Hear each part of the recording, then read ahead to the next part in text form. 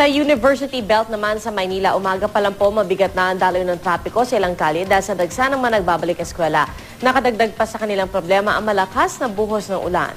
May ulat on the spot si Isay Reyes. Isay? Pia, ilan sa mga kolehiyo rito sa Maynila ay ngayon pa lamang magbubukas ng klase. Kaso lamang kaninang umaga ay sinabayan pa ng malakas na buhos ng ulan ang pagpasok ng mga estudyante sa kani-kanilang eskwela. Pasado alas 7 ng umaga habang dagsana ang mga sasakyan sa Maynila, biglang bumuhos ang malakas na ulan kaya traffic na nga, lalo pang bumagal ang daloy ng trapiko. Sa Nagtahan Bridge kanina nag-usad pagong ang mga sasakyan dahil sa lakas ng buhos ng ulan. Medyo humina na ang ulan pagsapit ng Espanya pero hindi pa rin mabilis lumuwag ang daloy ng trapiko. Isa ang UST sa mga ngayon nagbukas ng klase kaya't ilan sa mga estudyanteng dumating inabutan ng ulan. Sa bahagi naman ng FEU sa Nicanor Reyes Street, maagang nagdagsaan ang mga estudyante. May mga nagmamadali dahil late na, may ilan naman na pinili lang pumasok ng maaga para iwas hassle.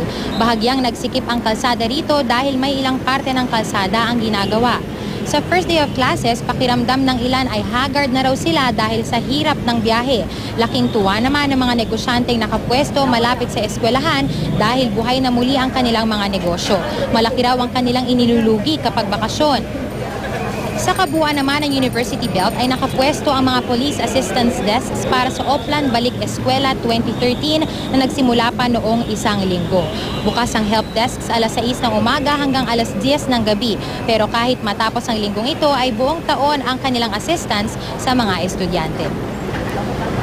Saya naman po. Madami pong bagong kaibigan. Pagod po. Haggard.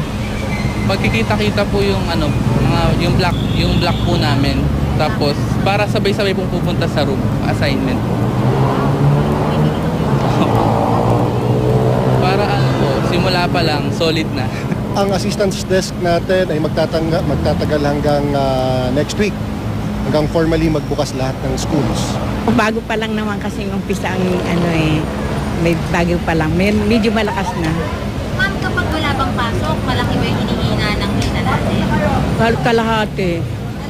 Oo, kasi walang estudyante. Sa estudyante lang kami umaasa eh. Yeah. Ngayong araw ay may pasok na ang College of the Holy Spirit, ang San Sebastian College dito sa bahagi ng University Belt. Samantalang may pasok na rin ang UST doon naman sa bahagi ng Espanya. Sa June 30 naman magsisimula ang klase ng mga eskwelahan ng San Beda, CEU at La Consolacion College. Pia?